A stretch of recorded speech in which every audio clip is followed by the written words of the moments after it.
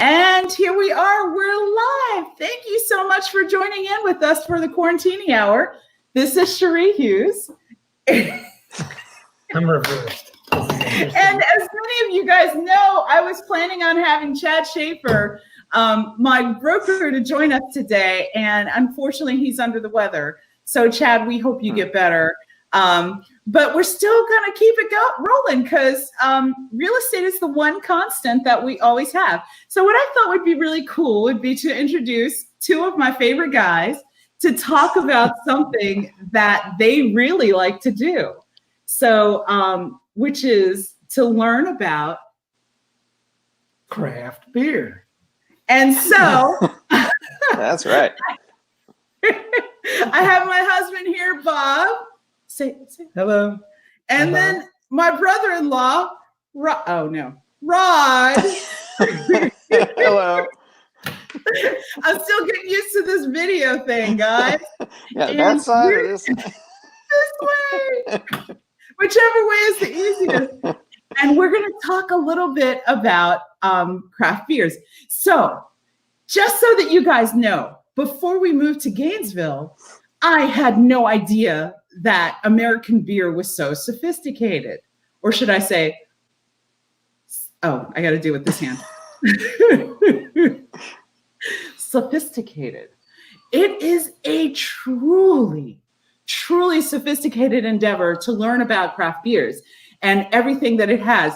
And I have the opportunity at least once or twice a year to kind of hang out with you guys and learn a little bit more and more each time about craft beers. So I am not a beer drinker, but if I find something good, I'll drink it. So I'm going to let you guys go ahead and take over. Oh, and by the way, this is the Quarantini Hour. So not only are we going to be talking beers, but I might just throw some questions in there, like your first question. So I'm going to let Bob answer first. What is your Rona superpower? My Rona superpower is probably becoming a teacher and homeschooling the kids. Oh, okay. That is a superpower. And I'm going to say pay raises for all teachers and administrators. So, yeah, that is an important job. Up there with doctors and nurses at this time, right?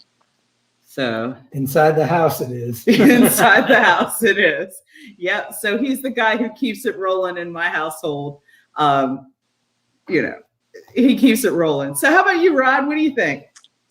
Oh, mine, the only thing that's changed a lot is just my exercise pattern, that I can't go to the gym anymore, and I hadn't really run outdoors much in many, many, many years / decades. But now I do 3 times a week, so I'm out there. So you're actually outside then? Yeah, that's my outside time. I'm allowed out of the house occasionally. Well, and to let everybody know, we actually live like, why don't I know he's outside all the time? We live like a couple of blocks away from each other. About 0.55 miles on my route. Right. Half a mile. It's a half a mile. So shame on me, because clearly I'm not doing the same thing you guys are doing, right? We've seen you a couple times out there when we run by, That's true. I thought it was an anomaly, like me outside, So why don't you guys get started? It would be awesome to see some of the things that you have to say about the craft beers and everything.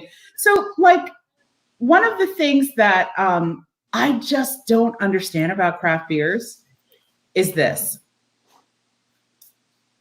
What the heck is a craft beer? And like, why is a Bud Light not a craft beer? I think I might know the answer to this question though, right?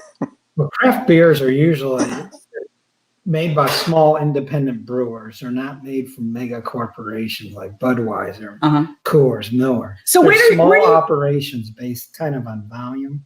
Sam Adams was one of the first. They started out small, but they've come big to where they're almost, you could say they're a large commercial venture now. So where do you find your craft brews?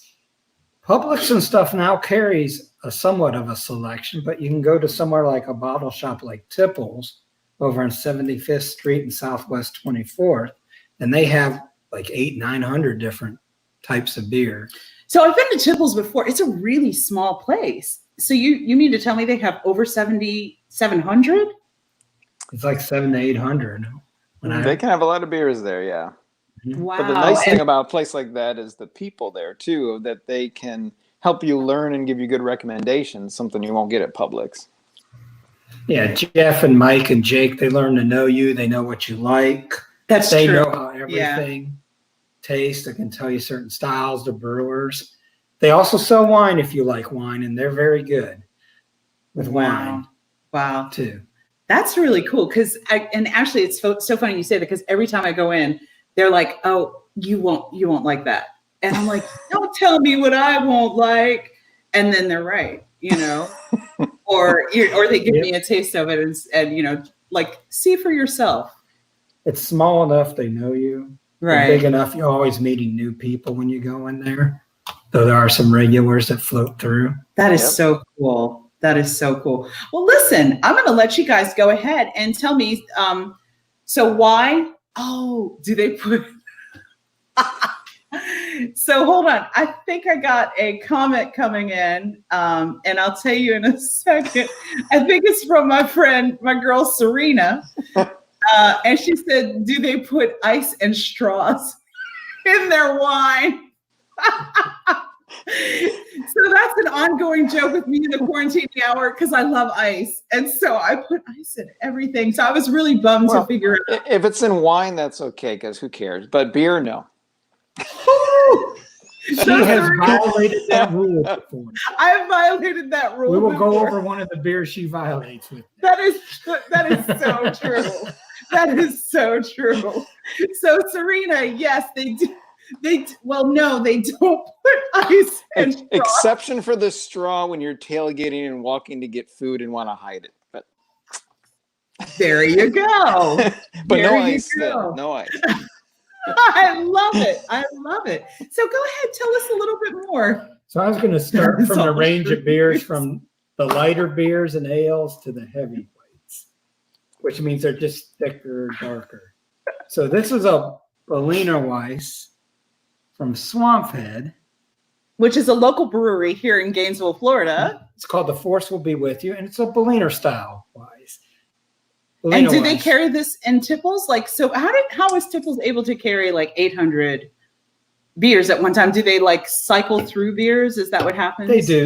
They'll get a certain set of things in, and the same brewers will cycle through different styles. So Rod, what is a Berliner Weisse?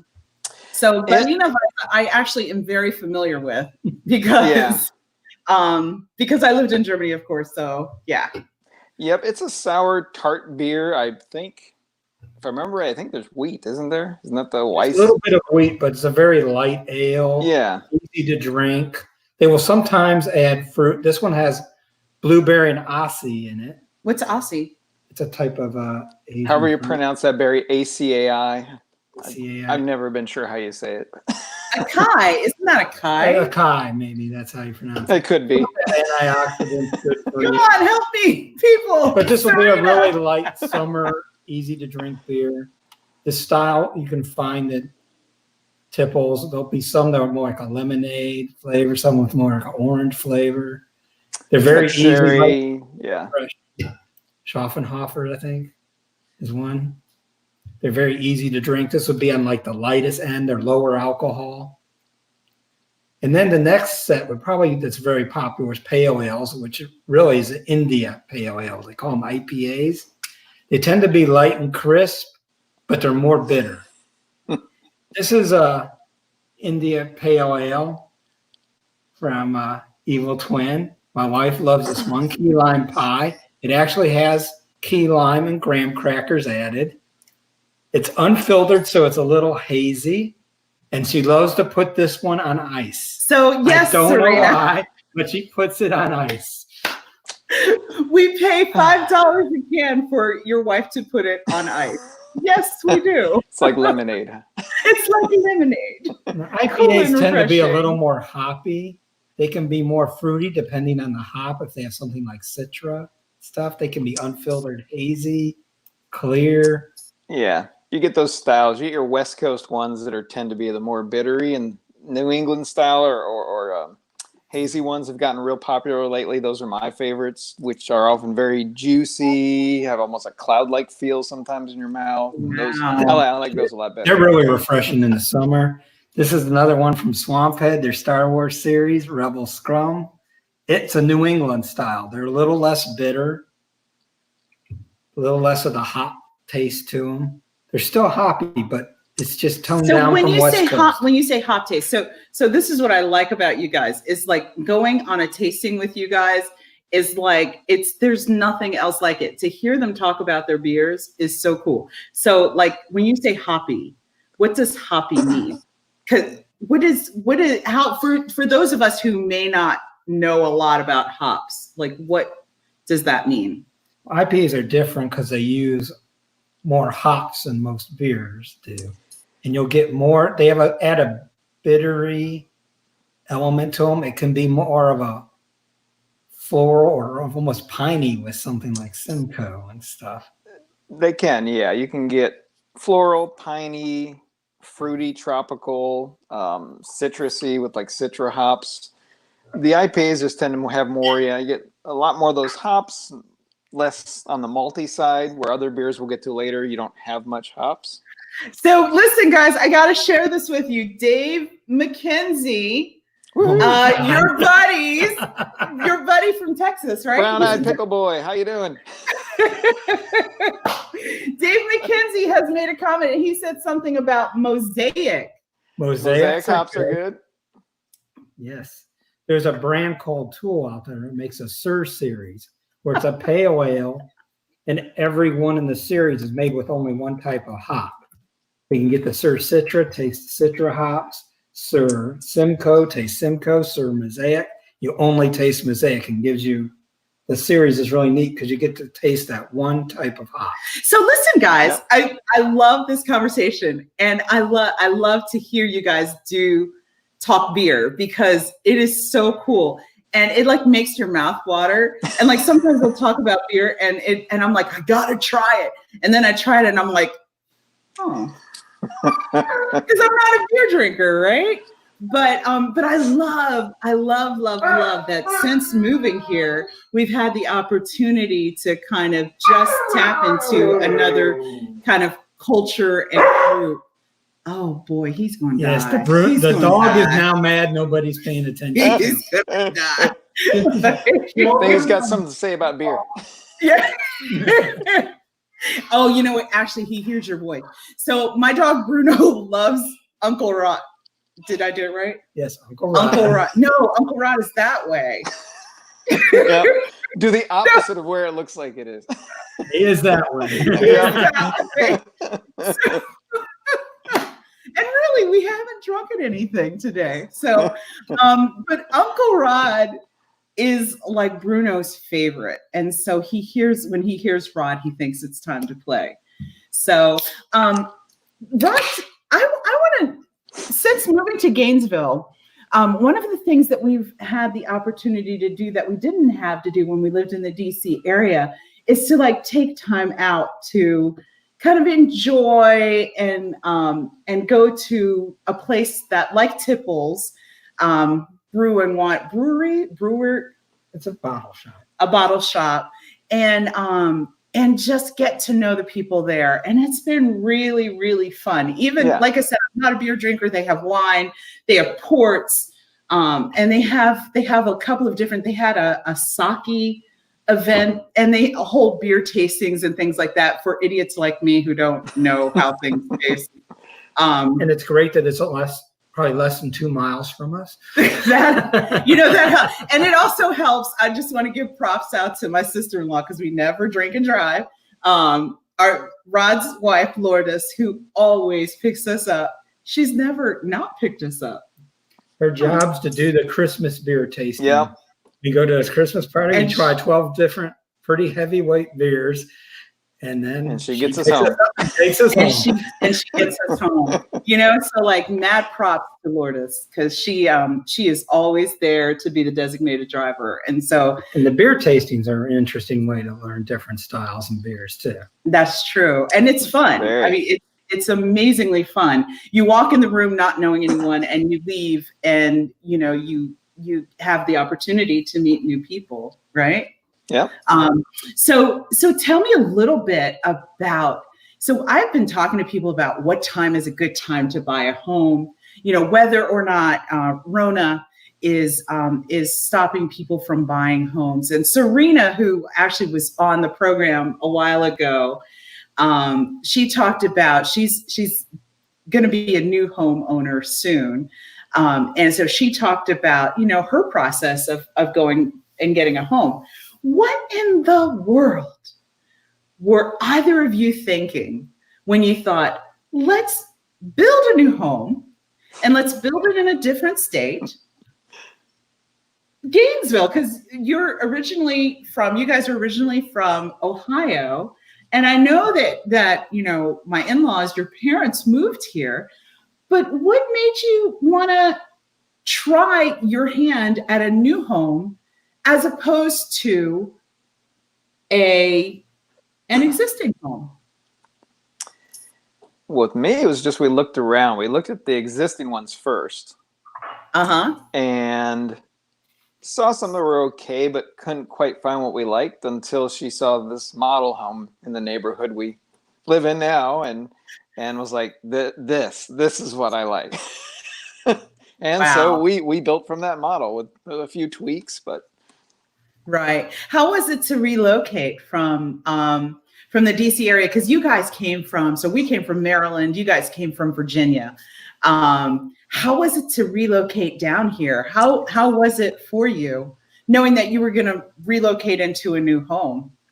That was challenging because we were hoping it would be done before school started, but it was a little bit after. It wasn't until September. So we had a little bit of time. We had to get an apartment first, and then the house was ready and moving in, but our house in Virginia wasn't sold yet. So there was some back and forth. I made about 5 or 6 trips driving back and forth, would bring some stuff each time, but right. Eventually it worked out. Yeah, it always does in the end, but sometimes it also depends on what realtors you use. Oh my God, I'm doing a plug for myself. Okay, anyway. The weather was better down here because we both work at home and had the opportunity to work at home, which everybody's doing now. No more traffic, commutes. This area was much cheaper for a house from the DC area. When you buy a house, you can get it the colors you want, the way you want. Wow, that's pretty cool. So as we talk about this, so Bob made the mistake of opening up your thing. And so this is not a mistake. A Nitro New Belgium cold brew. It's with coffee. It's an ale with coffee. So it's probably a fairly normal ale, but they've added coffee. So Rod, I'm going to act like this is yours, right? I'll be over in a few minutes. It will be mine. Right. So you're not supposed to drink before you cheers. That's bad luck. Cheers. Cheers. So next thing you know, we'll have a pandemic, Bob. Thanks. Thanks, Bob. So why did you choose this one for us to try? It's a cream ale. It was kind of a middle of the road basic ale. This one happens to have coffee. You'll have ales with different things, but it's starting to get a little heavier than the IPAs and pale ales, less bitter. It's going to have more malts and wheat in it. And the nitro is interesting. Some beers have those. It's not real common, but it gives beers a very creamy mouthfeel, but sometimes mellows the flavors as well. You sometimes get a little less flavor from it, actually, even though it's very creamy. Flavor with the nitro, but you get a smoothness with it that's very interesting. Yeah. So Dave McKenzie said, "This is just cruel. I can't talk. You can't see me, and I can't share the beer." It's working. Just crack something open, Dave. It's the Quarantini Hour. Take I-20 to I-10, and you know how to get here. Yeah, we drove with you from Dallas several times. Come on. Oh, that's too funny. Yes, we did. Well, I love the idea of having, because you guys have lived. You guys both came from Ohio, then when this is the funniest thing, when Bob graduated from college and he got his first job, his parents packed up their home and moved to Florida. Okay, I wish the part of the story that was hilarious was that they didn't tell him where they were moving, but they did. That would have been pretty funny. But they moved to Florida. And then I guess, Rod, you came down with the family to Florida to finish out before you started. And you're actually a UF grad, so you are a true Gator. So yeah. Yep. But what's really cool is that you guys have also, when you started your professional life, you went to Dallas at first, right? Yep. And so Bob was in the defense sector, and then he went to Nortel, and you went to Nortel, and then you went and joined a gaming company in California, correct? For a little while, yep. Yeah, before you joined back with Bob in DC at Broadsaw. Well, first back in Dallas for a couple months. That was real short, though. Was it really? then we went up to DC. But so all of these adventures that you guys have had, you've brought people along with you, like Dave McKenzie, who you guys met. Although you met in Dallas, doesn't he have friends in Florida or something? Or he has family? Well, he went to UF. He was in the same graduating class as me, but we didn't really know each other in college. We had some common friends, like Scott Alden, we both know. We were both friends with him in college, but we just didn't know each other very much until, we got to Dallas and then really became friends. Dave, I didn't realize I should have known that you were Gator. So yay. That's awesome. That's awesome. So I love how the paths cross and how that happens. But and so like the craft beers are, and I told it, he said, this is just horrible. And I said, I will be your voice. I think I scared him because he hasn't said another word to me since then. He's like, you're going to be my voice, girl? Think of it like the movie Ghost, remember, with Whoopi Goldberg. We're not doing the clay pot, right? You're not doing the clay pot. Good. You're like, whoa, what's going on here? He said, I'm laughing my head off over here. So listen, we talked a little bit about, I want to take a drink of this beer because it's cold. Can we take a drink? Yes. Okay, cheers. You're supposed. Oh, he already took his drink. That's why. I should have got myself something. Dang it. Yeah, I know. So first of all, I do have to say once again, thank you for stepping in on this because this is cool. But so you needed to get your own beer thing because Rod, it is so much fun to watch you and Bob taste beer at the same time because it is like exquisite. They like roll it on their tongue. They do a little, and they talk about the nodes and the fruity tones and the roastiness, and coffee or chocolate malts coming out. Exactly. And I'm like, I taste beer. That's all I got. Right? But it's so cool to see you guys. And it's so cool when someone truly, really enjoys what they're doing and how they do it. It totally makes a difference, right? Mm-hmm. So one of the things I can do is I can actually patch Dave McKenzie in here if he wants me to. I can send him an invite to this conversation if you would like. But you guys think about that as we go on. So Dave, if you want to be a part of this conversation, let me know. Here's another style of beer. They're called sours. This is a Sorrento Nocturna from Crooked Stave. They're known for their sours. Yum. Mostly they'll be fruited, a sour that's fruited. They're good for the summer, but they're going to be not bitter like an IPA. They'll be more sour. This one's a mixed fermentation Belgian ale. So it's a Belgian style ale, but it's a little bit sour. And it's been fermented at different ages, and they've mixed it together. It's very good. The blueberry version of this is unbelievable. So really, guys, I have to tell you that because Germany is like my place, and Berliner Weisses were like so cool to me. Like when I was there, it was like something that was fruity, refreshing, very nice, but it still had a little bit of sour to it, right? Or are the Berliner Weisses that have the sour? Yeah, they're sour. They are sour, right? Sour. And but it's mild compared to like a yeah, real sour. but like with anything, like with us Americans, everything is better and bigger in America.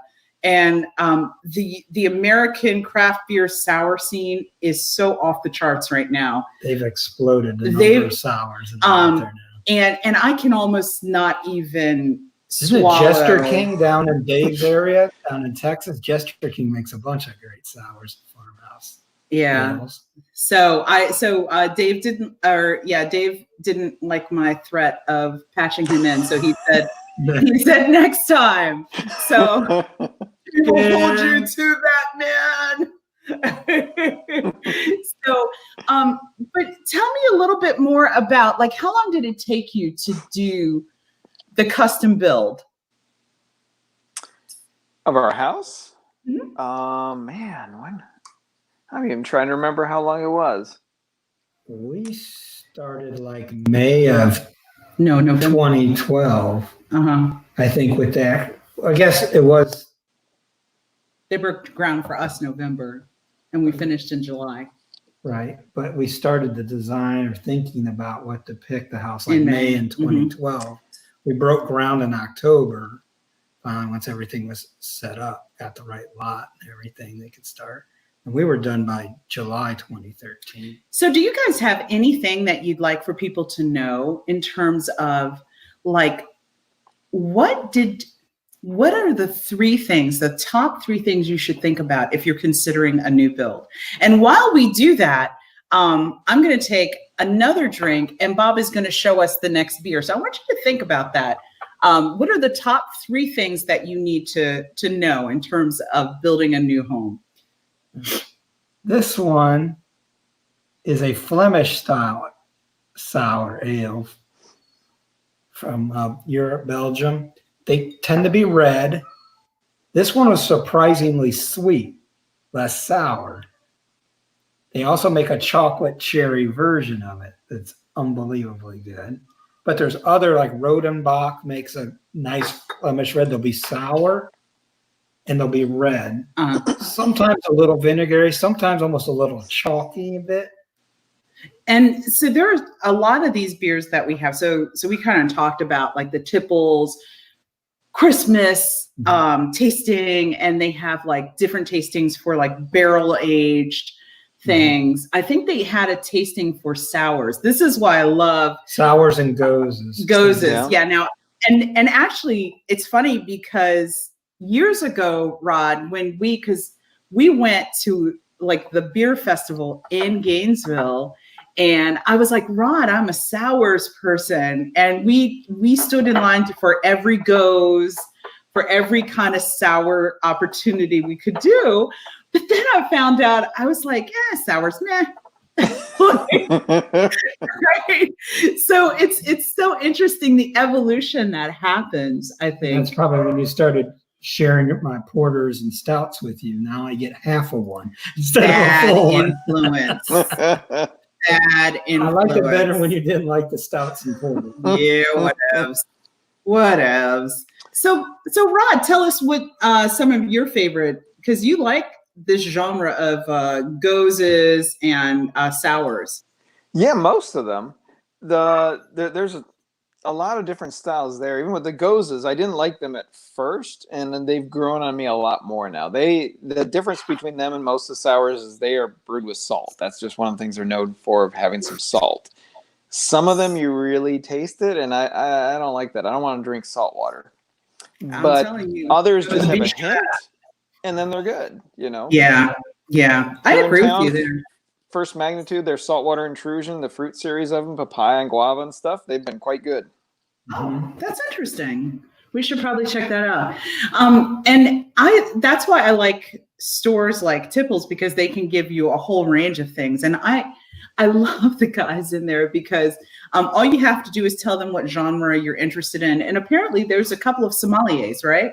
So is Jeff a sommelier? Jeff and Mike. Jeff and Mike are sommeliers. Okay, so you can even get, you can pair your wine with them as much as possible, and I can't tell you guys enough how amazing it is to support local businesses at this time, because they definitely need our help. But so the question was, top 3 things that you would like folks to know when buying, or not just buying a home, but when building a new home.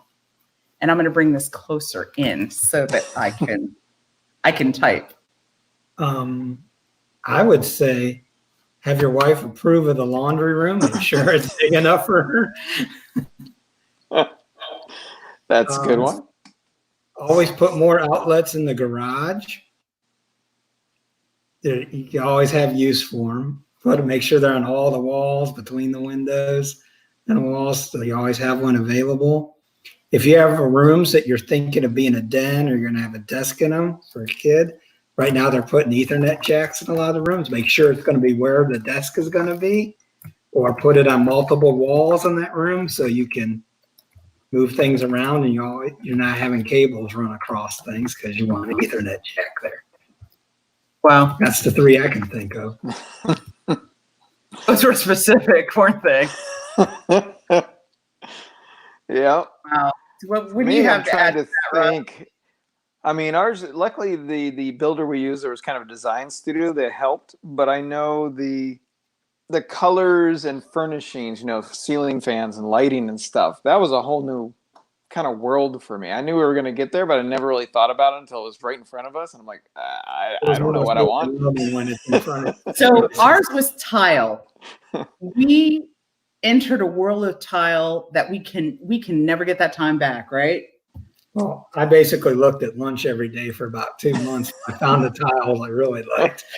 So it was so bad that Harper was like not yet 1 year old, or maybe she was 1 year old, but every Saturday she would go, "We're going to the tile store," right? And she wouldn't say all those words, but she was like, "Stores?" Rory did. Rory, like, I'm done with tile stores. He was done. We visited everywhere. And then finally it was great because we also sourced out some tile in some weird places. So I ended up going to a loading dock in the depths of Northern Virginia, where I was supposed to find this guy named Gary. And Gary was the guy who had our order for the tiles. And I swear to you, I was like praying the whole time that no one was going to abduct me. It was like the weirdest thing ever. And we have some beautiful tile in our house as a result of it. But it was like he found something dirt cheap, and we kind of sourced it out. So I don't know, but I think we were having fun with that, like trying to find. We did more than the kids. But I think just so. Maybe not by the end of the 2 months, but yeah. Right. Exactly. Samples. You look at the samples, like, nah, that's not like the picture. That's not what we want. Yeah. Yeah. So, and I'm sure we drove our builder crazy with that too. So, so Rod, what else do you have to add to that? I would say I would think about, the efficiency of your home and your long-term, how long you're going to stay in there. We did put in high efficiency HVAC systems and put in icing foam in the roof deck there, which was expensive up front, but it's more than paid for itself now in the energy costs. So it's, look at those kinds of things. If you're going to stay there long enough, spend the extra. It'll be worth it. Years or more, the extra is worth it at that point. Especially in Florida. It's hot. Mm-hmm. I still need, my house doesn't get above 83 with the AC off. I mean, that's the top end. And it's actually really comfortable. The only time it's not comfortable is it's kind of at night, like in our room. It's a little, because it's the room that's less used. The side of the house is less used, so it gets a chance to gather up all the sun during the day, but no problem with cooling off. So yeah, and I agree with that. So back to beer, because that's why we're here, right? Well, the next thing I had was a Baltic Porter from Duck Rabbit. Yum. They're great. they brew all sorts of ales and stouts and stuff. A porter, just think of it as a lighter stout. It's a darker ale. It'll be a little more roasty, chocolate, coffee malts, maybe some caramel, not as sweet as anything. And a Baltic porter means it's just double the alcohol that a regular porter would be. So they call it it's stronger and even leaning more, almost a little more towards a stout. It's getting really robust usually. Where an imperial stout, the Russian imperial stout is more bitter. They call that this is a kind of a cousin to this. This is a Baltic porter. That's called a Russian imperial stout. Yep. So they'll be very roasty stuff. But there's a brand called Prairie. Dave might know them because they're up in Oklahoma. I advise you to drive up in a car and get a case of this. Prairie Vanilla Noir. They make all sorts of stouts. The stouts will be a little thicker. This is an imperial stout, so it's like 10, 11%. Some can have maybe cocoa more nibs, coffee, vanilla beans, been aged on vanilla beans. Some are bourbon barrel aged, which adds a different hint. They will actually add chilies to some of theirs, which gives it a kick. It's got like coffee, cocoa, vanilla, chilies. It's got everything in there. Just explodes in your mouth. Did you say chilies? Yes. Yep. Maybe some cinnamon too. I forget. Maybe that's the Christmas one. They make a whole series of stouts. The bomb, Prairie Bomb, Christmas Bomb, Birthday Bomb. Oh, Prairie Pirate Christmas. Bomb. Is that? Those are some really cool ones as well. I liked actually the Baltic Porter that he showed. He shared that with me earlier this week. Like, poor guy can never drink. They also make a Rabid Rabbit, which is their Russian Imperial Stout, which is very good. Is it heavy? Like, so when I thought of beer, like dark beer was always really heavy. But for example, if you look at this, and I don't know if you can see it, but it's actually not. It's a cream ale with coffee. It's a cream ale with coffee. Okay. That's what makes it darker. Yeah, but some stouts aren't like Guinness is very thick, almost chalky. Mm-hmm. A lot of stouts are not as thick as that. They may be darker than that. There's a whole range. Yeah, you can get some like regular milk stouts or something, just the not the imperial ones, but regular. They're very lactose was another thing that can smooth things out, take some bitterness away. Liquidy, not heavy. And there's others that you pour and it looks like it's coming out of an oil can. It's just thick and rich. Those are my favorite. But wow. Old engine, right? That beer. Yeah. So listen, guys, we're coming up to the time that we gotta skedaddle. But I want to thank you guys for talking craft beer with us during the Quarantini Hour. I just have a couple of things. I have 3 things that I want to tell people about. If you are considering a new build, make sure you understand your true budget. Because when you do a new build, you always have the incidentals at the end. So I want to make this change. Let's upgrade this.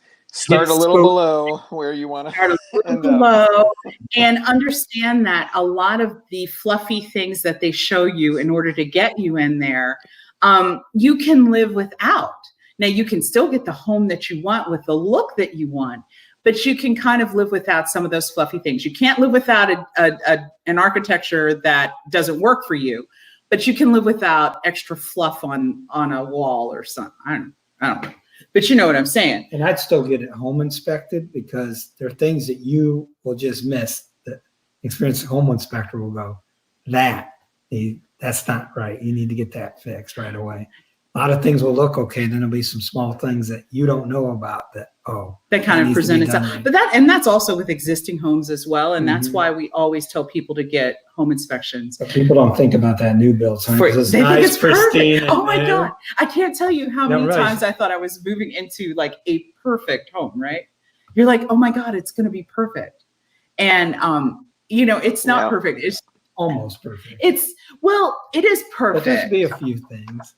It is perfect, but you know a lot more about the home than, for example, an already existing home. You don't know things out about it. Exactly. So, and then finally, one of the things that I would say is that you can always still use a realtor on the buy side And so if you have a favorite realtor that you want to bring into the process, they're going to actually have that price for the buyer side anyway embedded in your price. And so why not have someone who's there for you?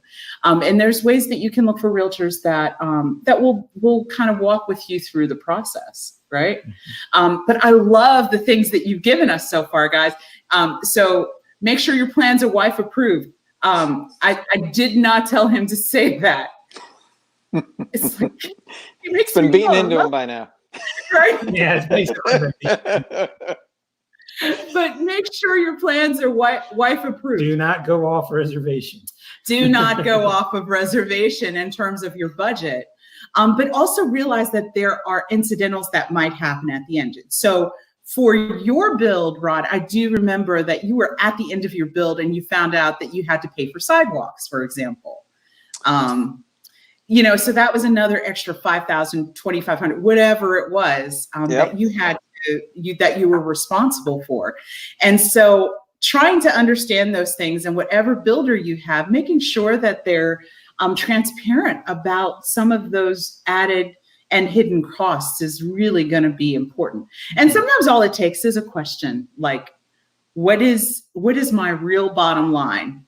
Because I have this hard stop for a budget that I need to make sure that we keep to. And so understanding what your budget is, understanding, where you want to go, where you want to be located, but also understanding that, sometimes you don't need the fancy schmancy things. Depending on your builder might be able to do something that is normal for them, but is still a higher quality for other people. So understanding that, but also the most important thing, I think, is making sure whatever company you choose, that their follow-up record is good. So that when those things go wrong, or when something, when your perfect home is not quite so perfect, that you have the opportunity to go back and forth to them. And I think that that's important, but also more outlets in areas that you need it. So more outlets, more, what did you call it? Ethernet? Internet connections. The dens you're going to use. In a lot of different places, because who would have thought, right, Rod? Like years ago when we moved in, we never thought we would be using streaming or we'd be using the internet so much. And so, especially now with everybody connected to everything all the time inside the house. Our kids are older. Yes. And so now we have this that we do. It's amazing how much bandwidth a preteen to elementary school student can burn up. Yes. And so it's important that we figure out how we can handle all of those things. So, and then finally, I think you hit the nail on the head, right? That's what you say, right? Yeah. Okay. That's how they build the house. I guess pun intended. Yep. But what's really important to understand is how to make sure that whatever your intention is, consider the why, consider the how much, but consider the how long. And Rod, you bring up that really good point of, spend your extra money on your infrastructure of your house, energy efficient things like icing and things, especially in Florida where it can be really, really cool. I see a lot of people now in the neighborhood, they have solar panels for their pools and stuff. So that's really cool. Heat pumps are good down here because it doesn't get that cold. So if you get a dual fuel system, that will save you money too. Exactly. And also understand where you're moving in Florida, because sometimes you might need, instead of the solar panels, you might need a generator, depending on how often your power goes out, So those things are really good. Listen, Rod, I wish you could join us. Me too. Lots of things need to be trying. But cheers to you. Thank you for being such a great sport and hanging out with us. No problem. Thank you for having me. This is almost like being at Tipple. No. It's not. Okay, the interesting people part is really like being at Tipples, but probably. I'm missing the 800 friends in the cooler behind me. Oh, the 800 friends in the cooler. Yes, of course. Fingers crossed on Christmas tasting. Yes, Yes, yes. Christmas tasting. We all stay healthy so we can get back to so normal. we can all get back to normal. So with that said, this is Cherie Hughes signing off from the Quarantini Hour with Bob and Rod Hughes. I'll figure out which hand it is. Yeah. What's that one? We're so messy here. But Bob and Rod Hughes just talking to us a little bit about beer and new construction and how they like to shop local. So Tipples seems to be a wonderful neighborhood place, but it's also a place where you can find some rare finds for beer and spirits. And so I guess spirits means something else. Yeah, beer and wine. Beer and wine. Spirits would be. And root beer for Rory. And root. They have craft soda. They have craft soda. And the kids do love it. Yeah. So some of those, yeah. But anyway, so it's really cool. And we look forward to getting back to a little bit of a semblance of normal. But in the meantime, we're socially isolating ourselves or socially distancing ourselves. And we just want to say thank you to all those people on the front lines who are holding it up for us. And we'll see you soon. Thank you. Bye, guys. Bye. And next time we're going to add Dave McKenzie. Bye. Bye.